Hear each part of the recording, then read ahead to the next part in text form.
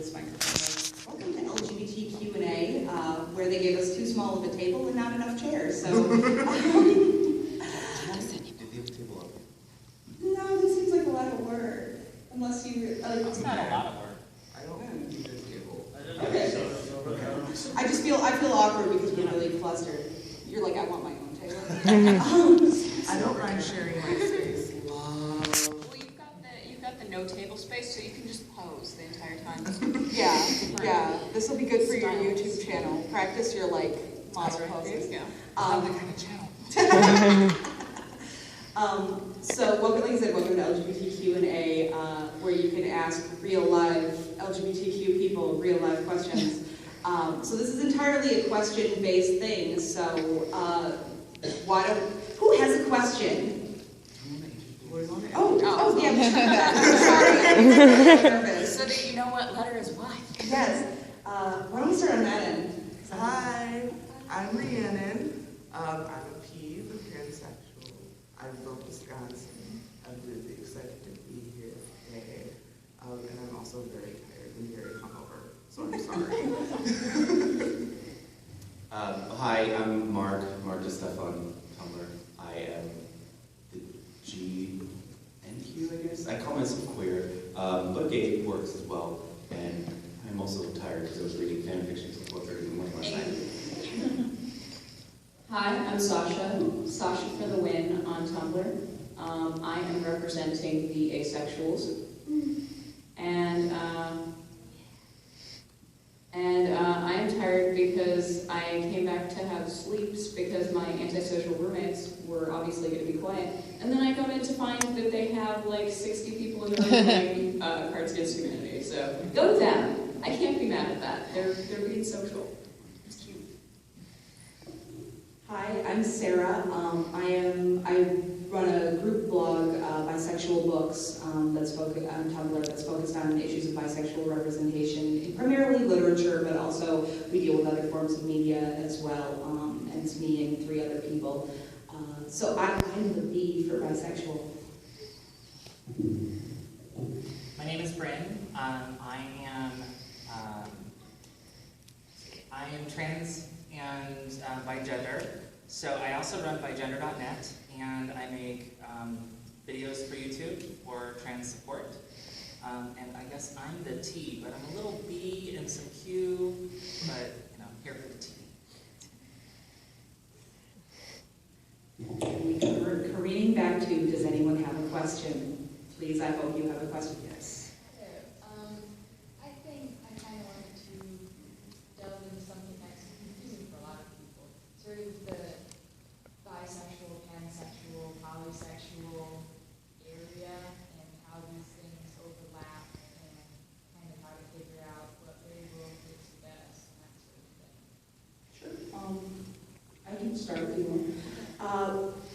Bisexual is both a personal identifier, so I identify as a bisexual person, and is also an umbrella term. So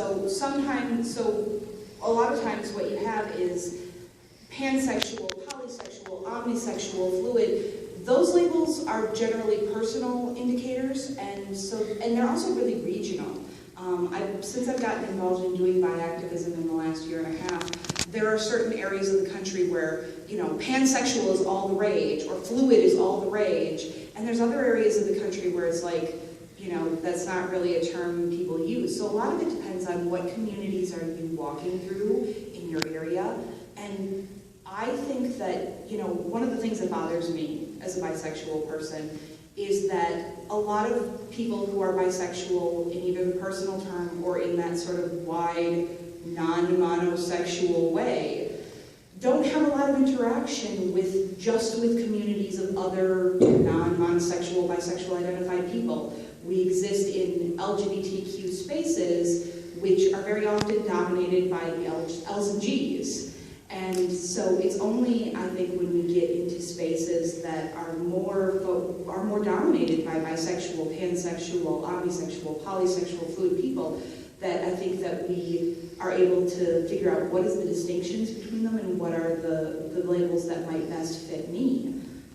One of the things that drives me personally crazy is people who are, and I say this on Tumblr all the time, God help me if the bisexual community on Tumblr could go a consistent 3 days, that's all I'm asking for, 3 days, without somebody in the bisexuality tag being like, bi means two, and bisexuals hate trans people because they believe in the gender binary. I'm like, that is such a load of crap. If you look at the way bisexuality has been defined, I mean, there's 40 solid years of bisexual-specific activism that most LGBT people know next to nothing about. They don't know that Brenda Howard, who was an open bi woman, started the very first Pride March. They don't know that Sylvia Rivera, who was a bi-trans activist, like basically threw the first brick at Stonewall. They don't know these things. And they don't know that the bisexual community has been defining bisexuality since the early 70s as attraction to similar and different genders. There's your two. Your two is not male and female. Your two is same and different. So sometimes I think you get these people who are like, I've misread Latin and don't really know what I'm talking about, know nothing about the history and culture of this community, but I'm going to come into bisexual spaces, and I'm using bisexual now as an umbrella way, and tell you that you don't know your own sexuality. You don't know how to define it right. The fact that BiNet USA, one of the longest running bi activist groups, Robin Oakes, a prominent bi activist, there's a bisexual manifesto from 1990 that said, do not assume that we are only interested in two genders. In fact, do not assume there are only two genders. So a lot of the differences between bisexual, pansexual, polysexual, it's like, which one do you feel speaks to you? When I saw the word bisexual in the book when I was 16, the heavens opened and it was like, oh. And if you feel that way about fluid or about pansexual, those are all really great terms to identify with. You know, it just depends on what you personally feel comfortable. There's no right or wrong. And that's something I do see on Tumblr a lot, the idea that like we need to police the pansexuals, you know, do this, and the bisexuals do this. These are all personal labels that people have very personal feelings about, you know, and you pick the one that's right for you. Do you want to say something down there? I definitely. So I identify as pan, and it took me a while to kind of figure out my label, and I can actually tell you a story of how I figured out my label. I was watching Will and Grace, and there was an episode where one of the characters was dating a pansexual character. I was like, what is this? I was like maybe 16 at the time, and I was like, well, what is this? So I went and I kind of did some research and researched the label, and I was like, that's me. That is my label. That's what I am. And so it's really about finding the label that's comfortable for you and speaks to you and that you identify with. I think that people want to really put a label on you, but it's up to you to label yourself. Sure, I hope so. Will and Grace, doing good. Sometimes. All right, the next question. You know, you got them.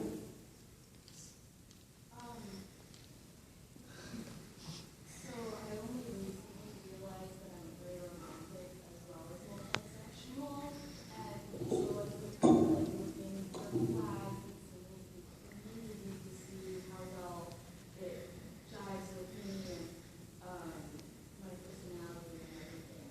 One of the things I'm noticing is that a lot of people use like the asexual flag as sort of like an umbrella flag, but that aromantics are like, oh no, we do have a flag, and these are what all the colors mean, and the asexual flag, you just got a heart, and they're just like, yeah, that's aromantic, and the asexual, or the aromantic one is just like, oh, we have orange, and gray romantic, and yellow for aromantic, and all these other great colors. So I'm just like wondering how to find more resources to see if there really is a community yet, or if it's just a bunch of individuals.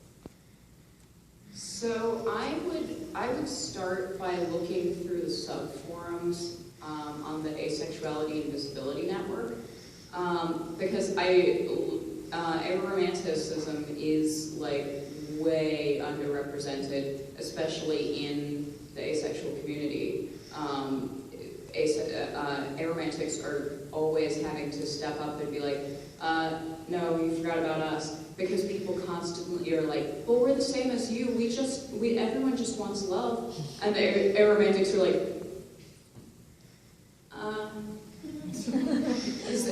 they're constantly being forgotten. So, I mean, I am not aromantic, so I don't have any specific sources.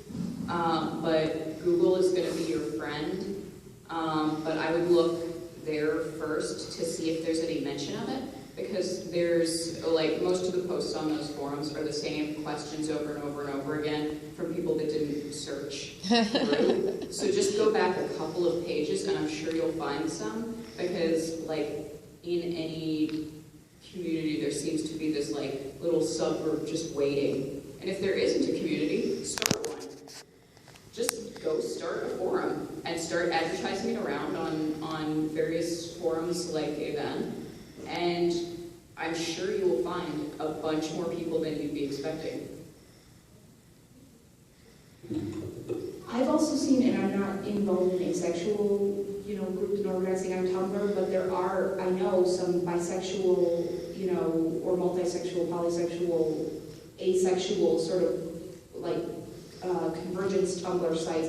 I'm totally blanking on their names, but if you want, go to my site, which is bisexual-books.tumblr.com. Shoot me an ask, and I will get you a list, and I will post it up on there, probably, let's be honest, Monday, because I'm going to be so busy. But if you send it to me, I'll find you at least a couple people on Tumblr who are in the sort of, like, non-monosexual, multi-spectrum, somewhere in the A's, and maybe they can, if they're not the people you're looking for, maybe they can direct you to those who are. Don't be shy. Come on, y'all. You're here for a reason. You had questions. There you go. All right, so I've been involved in like a gay straight alliance kind of thing, or queer straight alliance, I guess is proper terminology now, down in Carbondale where I go to school. But I'm kind of curious, because it gets brought up a lot in our meetings, of how the use of the word queer specifically is like turning around now, but it's like, where is it turning? Okay. So ready for this question. So, my question is really like, where is it turning around? Like, because it seems to be like a regional thing in the States. Yeah, But- it is. It's very regional. It's just, I don't want to, because I go, like, I travel a lot, so I don't want to, just be like, oh yeah, blah, blah, Well, blah. I would say short answer, it's however a person wants to be defined.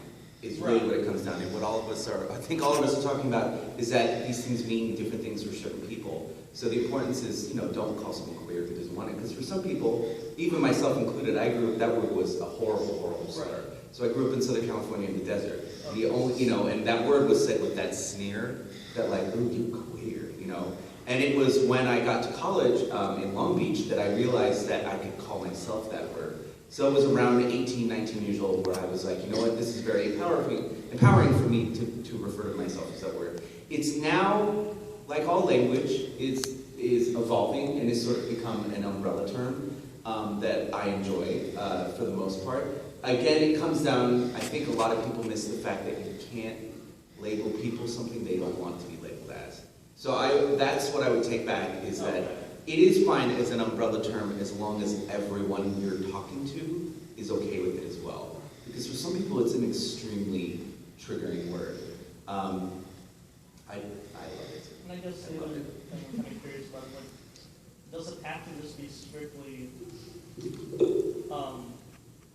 connected to this community, like as far as like just variances in sexuality or like romanticism and such?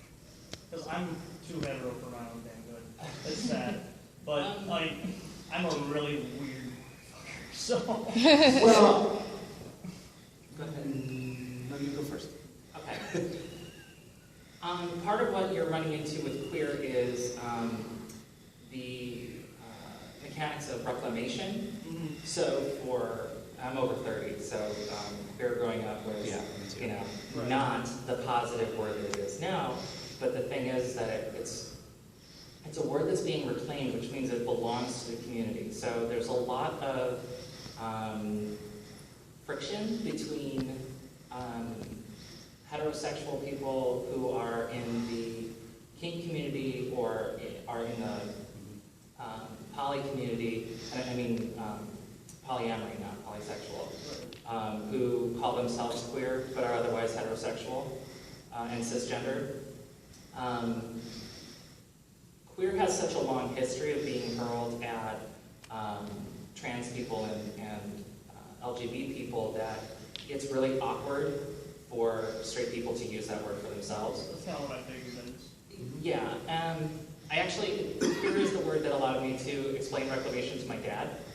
So I am the oldest of 4, and my 2 sisters are both bisexual. My brother is as cis-straight as they come. And I was telling my dad that I thought it was funny that of the 20 of us cousins in my generation, he's the only one with queer kids. And he was really kind of adorable. He turns to me and goes, "You can't say that." I was like, "Dad, no, it's okay. I can say it. It's not okay when other people say it to me, you know?" Well, negative. Negatively, right. And it's a great word to use as a label for our community, because it cuts across sexuality and gender lines, and it is something that has, sort of the pride of reclamation behind it, but, it's still a slur, and it's still a slur for a lot of people, and carries a lot of pain for a lot of people, so you have to be careful when you're using it. But Are you good with people more you want to say? I have hours, but go ahead. Please, someone else talk. I just wanted to say that, just speaking for me, and this is not me speaking as Sarah the B on this panel, when straight people, heterosexual people, cisgender people, use queer to describe the fact that they like BDSM, or they feel like they're otherkin, or they have some sort of a kink, polyamory, it makes me really uncomfortable personally. I am like, this is our word, this is tied to our history, and that's our people being beaten in the streets, and that's our organizations, coming together to fight AIDS, and that's ours. And it just makes me kind of creeped out, to be quite honest. Like, you can't take that from us. You can't use it to beat us and then take it from us, even though I know that the individuals who do that are not the type of people who are going to be like, I'm going to go and, find some queer people and beat them in the streets. It doesn't matter. It's not, straight people, please, it's not yours to have. It isn't. It's ours. And maybe some glorious future will come where it's been reclaimed and it's not a slur and everybody's, frolicking in the daisies and you guys can use it for whatever you want. That day isn't here. We need you to respect that we are a community in the process of reclaiming a word that's been used to hurt us, and that if you want to be an ally and you want to support us, don't use it to describe the fact that you like whatever kinky sex you like. I think actually one of the best analogies I've ever read on it, on Tumblr, thanks Tumblr, was to imagine that if you have like a class system in video games, and let's say you get to level 20 and that's a paladin, the people who are queer, who have lived, who are visibly queer, who have run into these oppressive structures, have essentially leveled up to 20. They've earned the right, because this is their struggle, this is the pain they've gone through, to call themselves that word. So imagine people at level 1 suddenly want to be paladins, just because they're strange. And it becomes this thing where you're like, but I went through all of this to get to this point in my life. It seems very strange that you went through none of it, and now all of a sudden, and so, though I think the leveling up thing is kind of backwards. Because I don't know that I considered all my bullying leveling up. I was just kind of curious, like, where... Yeah, it's a good question. Yeah. I hear it in so many ways, it's just like, I'm not really sure. It's admittedly very complex issue. And I know people who are 10 years younger than me who have never heard that word used negatively. And I understand that. Like that, there is a positive thing until this last year. Yeah, and then there's, exactly, so. Anyone else before we... Why don't we have you, because you have an asked I question. was just, I would always because I know that word's really just confusing for everybody and it's very generational and stuff. I would always say for somebody in any given situation, it's always best to either assume that it's going to be that you just shouldn't say it unless you know that the people are not going to react badly, or just ask. Because you could somebody could get pretty upset about that. It's not oh, you want to go around just saying it. Especially it's different in different communities. So I'd just say assume the worst until you know that it's going to be okay, or you ask and everybody's all right with it. And I'd rather people ask than tiptoe around a thing, because it's still there. It's just the elephant in the room, and everyone's just not saying it, but you can tell that it's right there.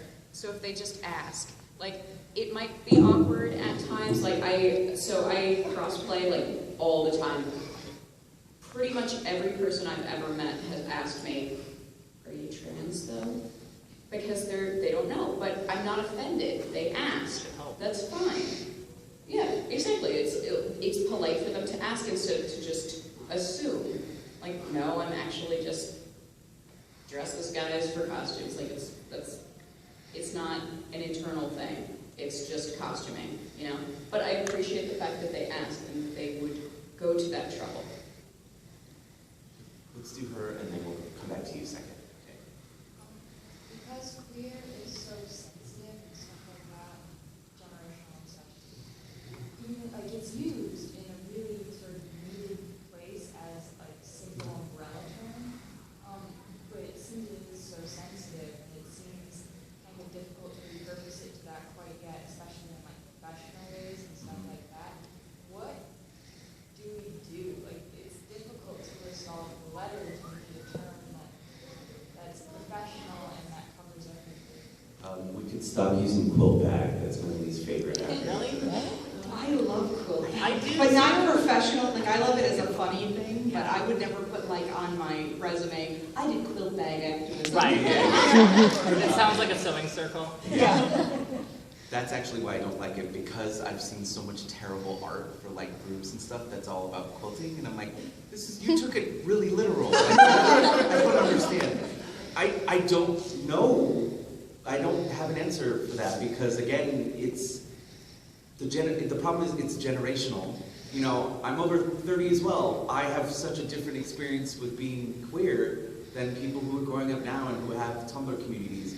My only community was David Bowie's Crotch and Labyrinth, and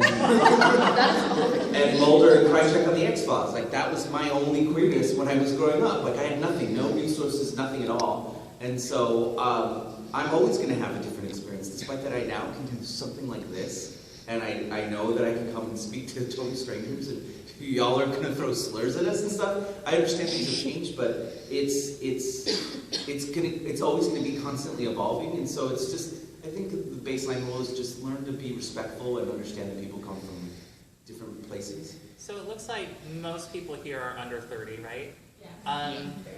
How many of you played Smear the Queer on the playground at school? I've literally never heard of that. Oh, yeah. The only time I've heard of that was in the video of, if that was reversed, the short film, of if being straight was the weird one. Yes. Oh, It's yeah. the only time I've heard that. Yeah. Yeah, no, that was every day on the playground. Mm-hmm. So growing up, for me, queer had a very different meaning than it has now, and I think it will grow into that term. But it's growing, and it's still something you have to be careful about, and there are still a lot of people who have a very rough history with that word. So. Just because you mentioned sort of professionalism, and this is just something I recently am going through.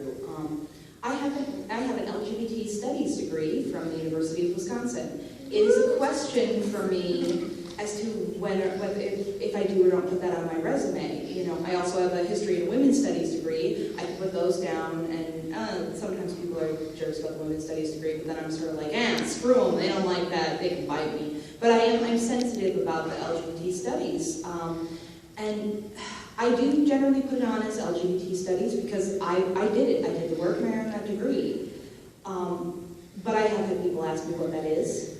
I generally, if I was going to write a resume that was going to talk about, my activism or something, I would probably go with LGBT. I would not put queer in a professional resume unless you are applying to a LGBT type organization. If you were applying at, GLAAD or the National Center for Lesbian Rights or, NGLTF, you could probably put queer in. But if you're out there applying, I'm a librarian and I work in the Chicago suburbs. Ain't nobody's going to understand if I put queer studies on or queer activism on my, thing. So I would say in general, when you're dealing with potential strangers of an unknown type, go with LGBT. When you're dealing with, people who are knowledgeable or into issues, I think you can go with queer, in a professional sense. But I have found in my career, I'm out as bisexual, but I do use queer pretty interchangeably with LGBT to describe the community. And I do have to educate all my, well-meaning but straight, clueless coworkers who have no idea what LGBT means, have no idea what queer is, don't understand reclamation, don't understand that I'm not a lesbian. It is another thing that you will have to educate straight people on, probably for a very long time. So, you've got to pick your battles in a professional capacity. I think if I was really desperate for a job, I'm lucky now. Good luck, God bless, I have a full-time job with benefits. I'm one of the lucky ones. But if I was really desperate for a job, I might leave the LGBT stuff off my resume because at some point, you gotta eat. What? You've been waiting so long. Brandon has. Oh, I'm sorry. I asked a question that wasn't related to the word queer, and then I have to connect back to it. So that's why I was like, back to the different person.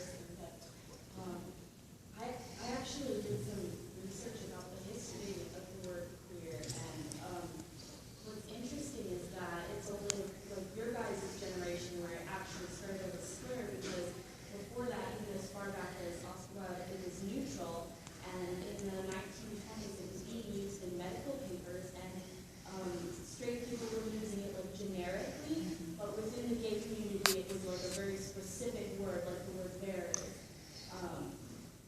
And it was only when the word gay came around that the word queer started to fade out in the gay community and the LGBT community. So I found that really interesting, that it didn't start out being horrible. But it was often used as bizarre or strange. A lot, yeah. What were you going to say? I'm I sorry. was going to go back to the professional aspect and say that a lot of professional aspect of it is depending on what your career is and what you're going to school to be. I went to school for social work, and because I went to school for that, it was a very open, accepting career path. If you go to school for business, you're probably going to be the one in there trying to change the perspective of the people that you work with. So that's something you have to be prepared for if you are in the LGBT community, is that you might have to be the voice that's going to stand up and try and educate the people that you work with. So that's always something to keep in mind when you're in school or picking your career path. And a lot of you look really young, maybe still in high school, so that's just something to think about.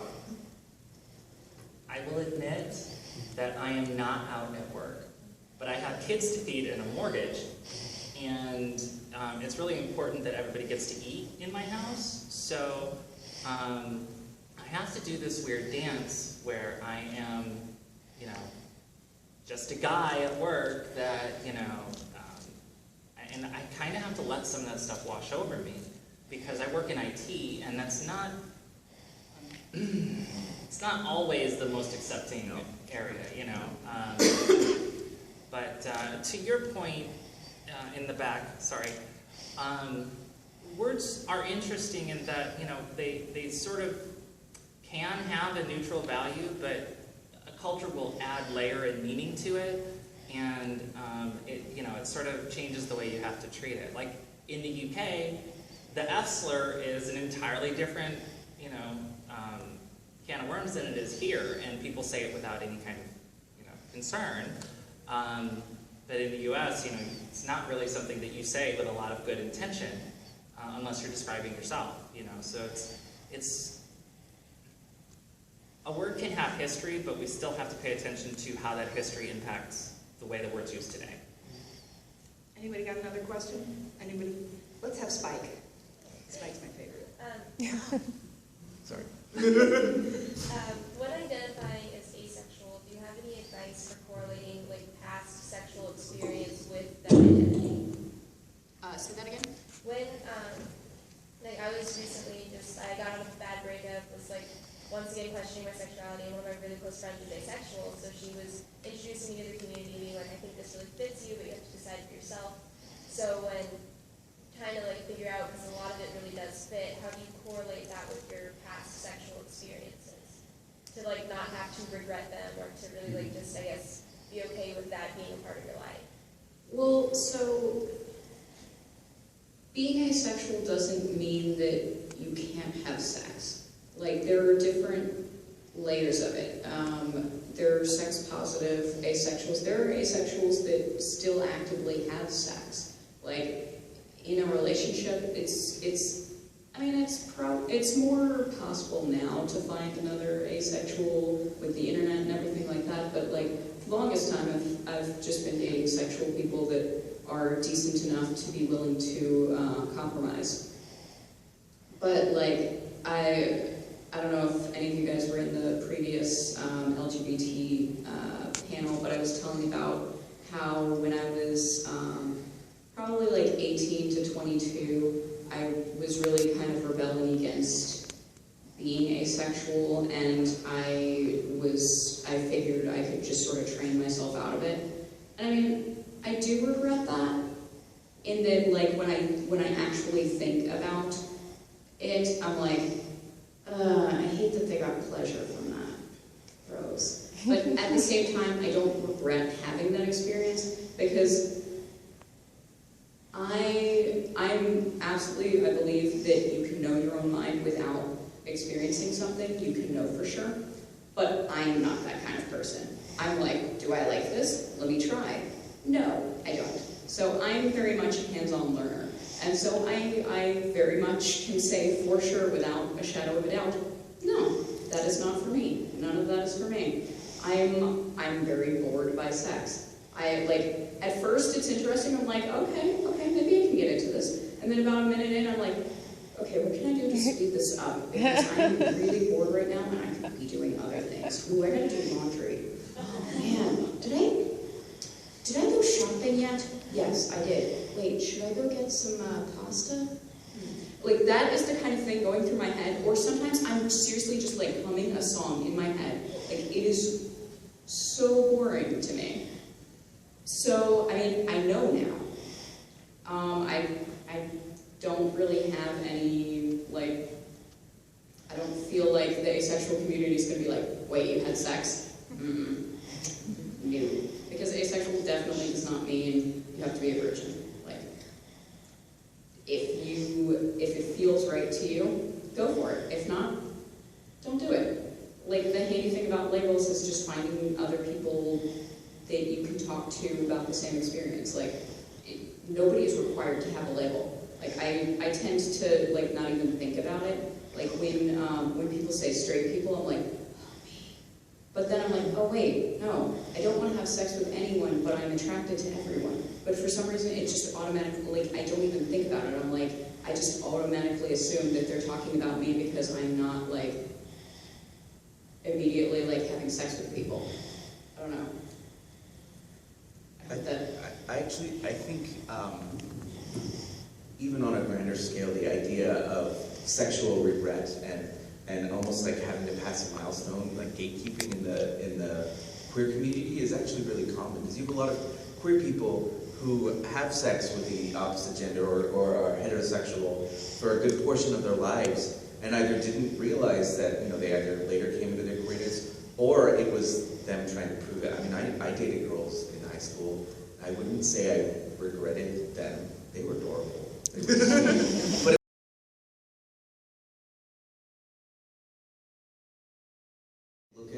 I don't look upon my past and think, oh, I expected myself to be better. I was 8 years old. You know, I lived in Boise, Idaho, and then I lived in the desert. Like, it's like, where was I? You know, I didn't have the resources. I didn't have the other people to share this sort of community with. So, you know, I wouldn't be harsh on yourself for choices that you made earlier when you didn't have all the information you could have. I would also say, I think, you know, and you have a very asexual specific thing. I would like to invite everyone in this room to join me in burning and setting on fire the idea of gold star. Oh my God! Like, can we slap it? You tried on that or something? Like, can we have a bonfire? Because that is so insulting to bisexual people, you know, and to anybody who didn't know magically, you know, exactly what they were and needed to take time to do hands-on figuring it out. Did I like this or didn't I? You know, if anybody ever says to you, I'm a gold star lesbian, I'm a gold star asexual, like, I'm sorry, that is a sign you should keep that person far away from you. Because it's a really insulting term term to everybody who wasn't lucky enough to have had the gods come down and give them divine messages when they were young. I feel like that's an older term. Maybe you should explain. Oh, yeah, I don't know. I still see it a lot. I see a confusing face. It's like, what? Stars? Okay. Where are the stars? Like, Do you not know what a gold star lesbian is? Okay, yeah, okay.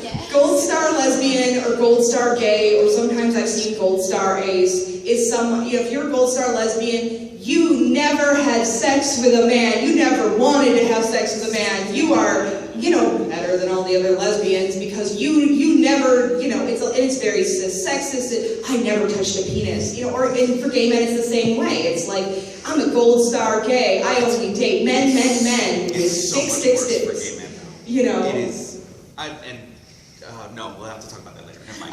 But or for ace people, like, I never had sex with anyone, I'm gold star, you don't get a gold star for being lucky.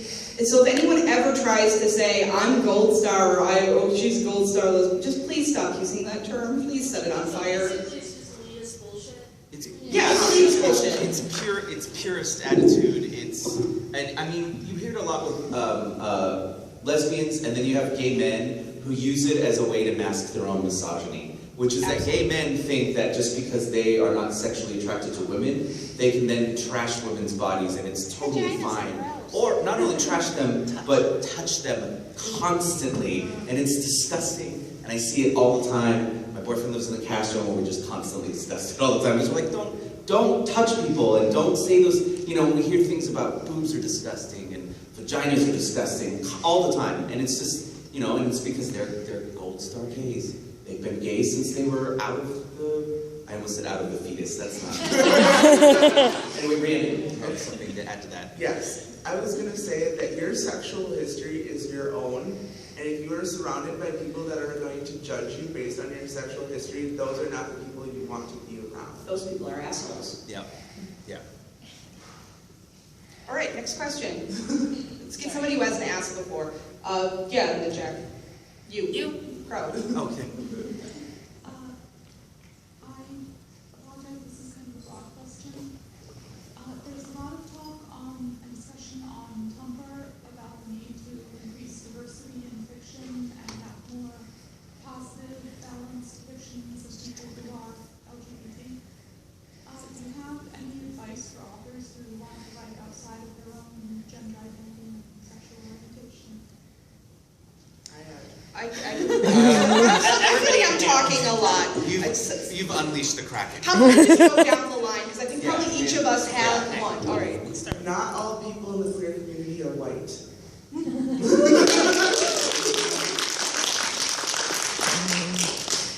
That's somewhere End to of start. panel. No. So just try to explore different races, I would say, because I think that 95% of the literature that I read, it's like a white person. I'm like, where am I? Do I not count? So that's definitely somewhere to start, and definitely somewhere where it hasn't been really done much, so you can really explore your originality as a writer. And there's definitely different cultures with different races within the queer community. So definitely researching those cultures is a good place to start if you want to listen to the residents.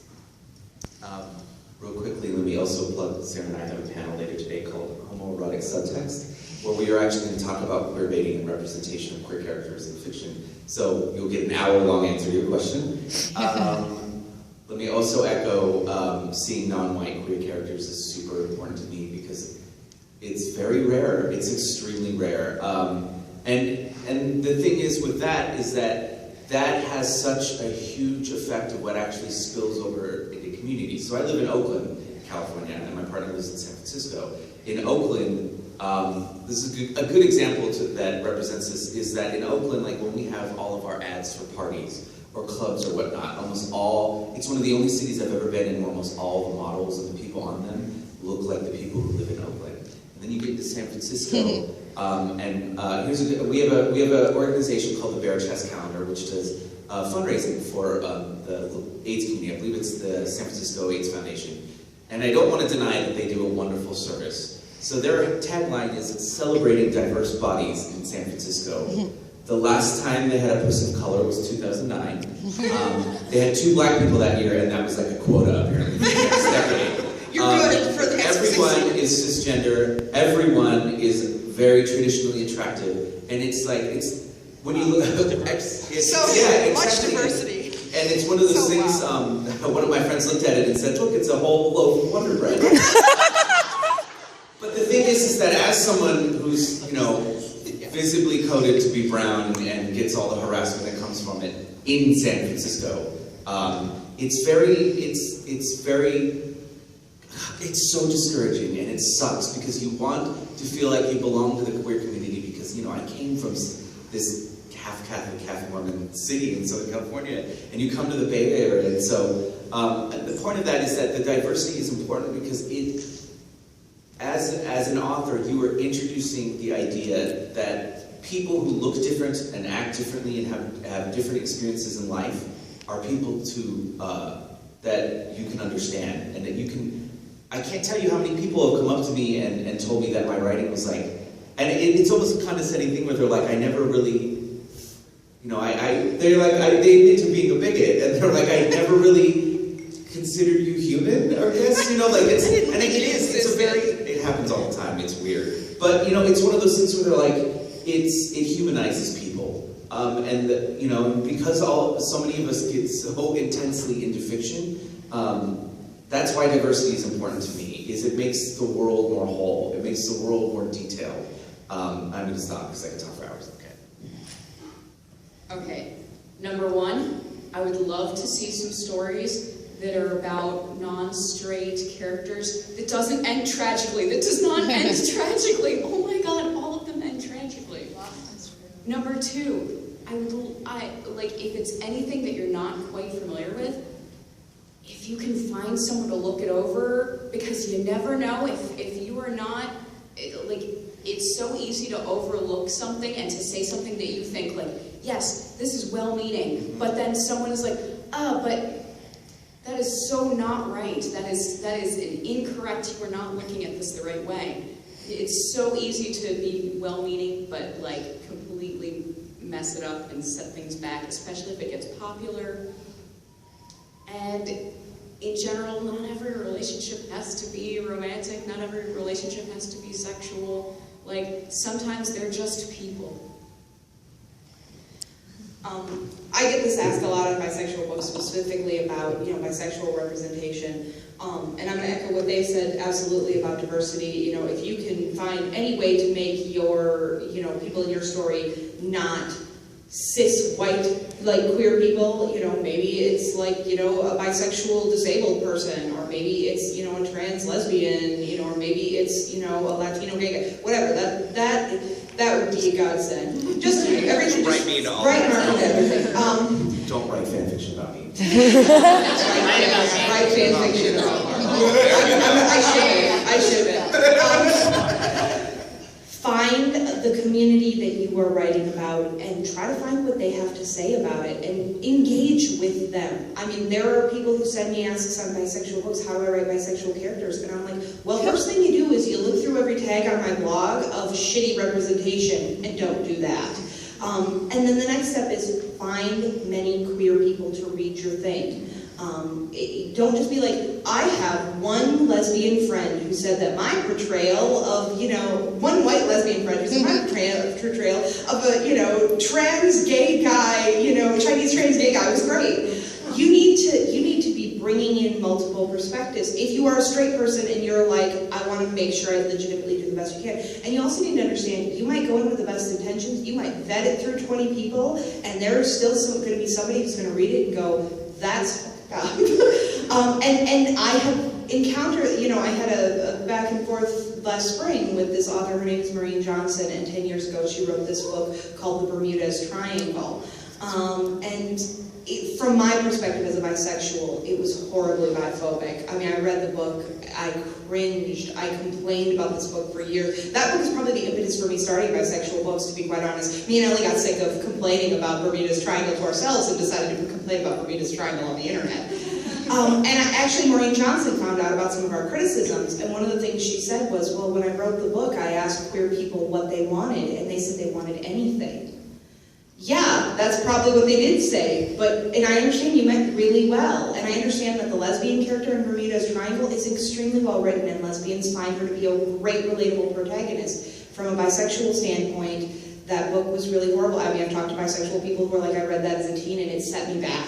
You know, it set me back on that. You might go in with the best of intentions and you still might fuck it up. And you just need to accept that. You need to accept that as a risk you are taking by writing, that someone might come to you the day it's published, 10 years after it's published, and tell you, you know, you done fucked up, son.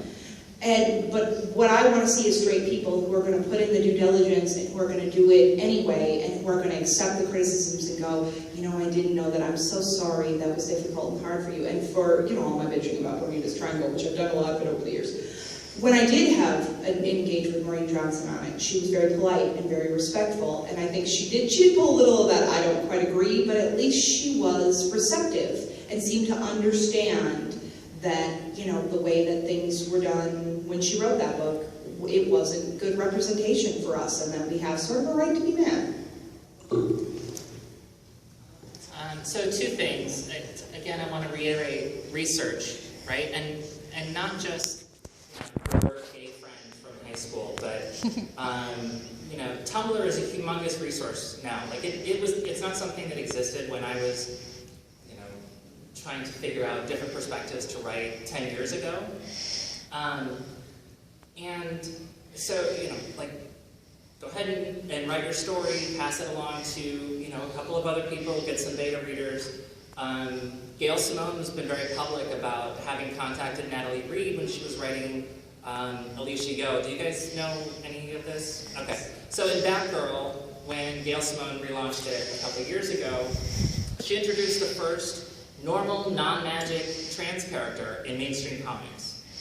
She's Batgirl's roommate, basically. But, you know, she's just a girl, and it's revealed that she's trans, but Gail did a lot of research with trans people and with some very outspoken and well-spoken trans people to get, you know, to really understand the subject before she started writing. The other thing is, you know, we are many. Like, I don't know if any of you guys have played 1 in 10, but, you know, I mean, I know I have. Sit in a room and, you know, 1 in 10 people fall under the LGBTQ umbrella, so you try to figure out which one it is. Sometimes it's just me. But we're many, so if you're writing your story and everybody is a white cis heterosexual except for the one person who is also disabled and also, you know, non-white and, you know, non-straight, that's not representation, that's quota filling, that's checkbox marking.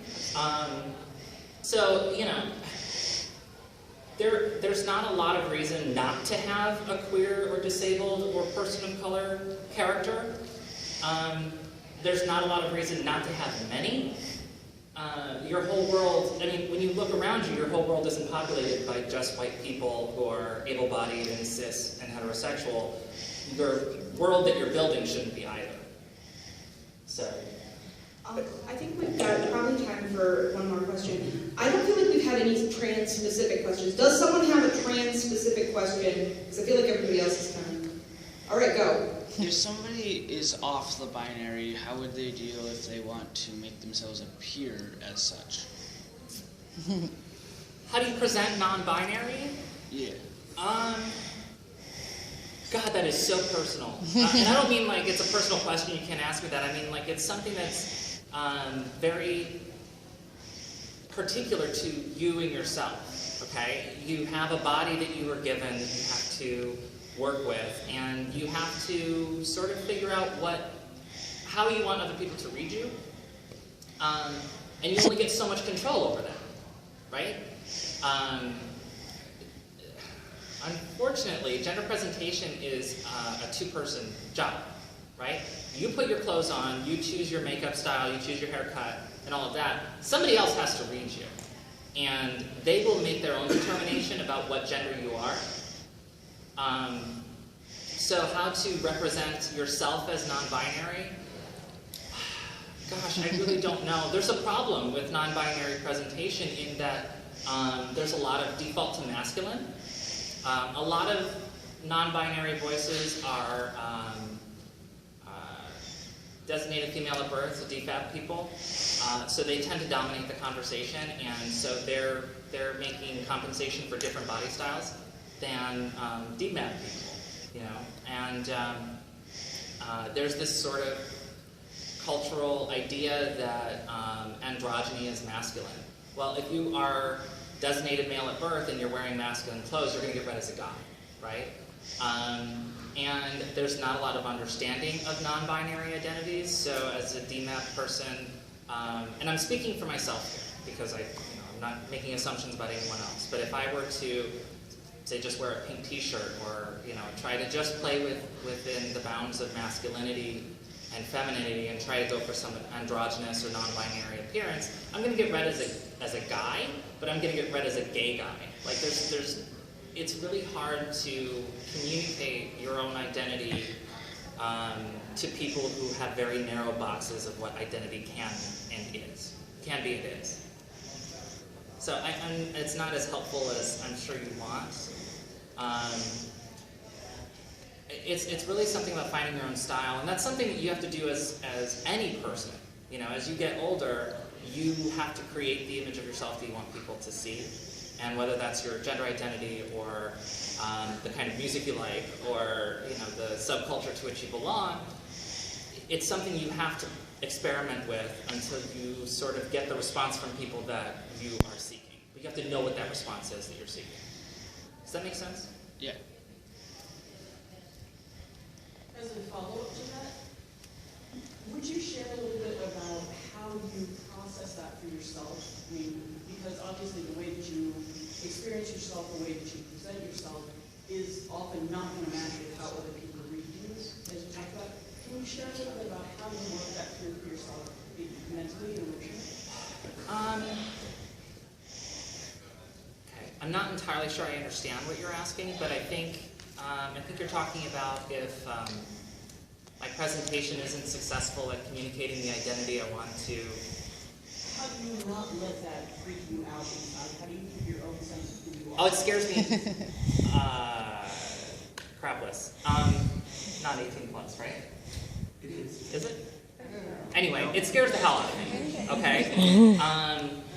Because the largest percentage of people in the LGBTQ community who experience violence and deadly violence are trans women, and trans women of color specifically. So I'm less at risk by being, a white trans woman. I'm less at risk, and I want to be very careful about not appropriating that, experience. But it's terrifying to be out and realize that there's something that is causing you not to be read the way that you intend.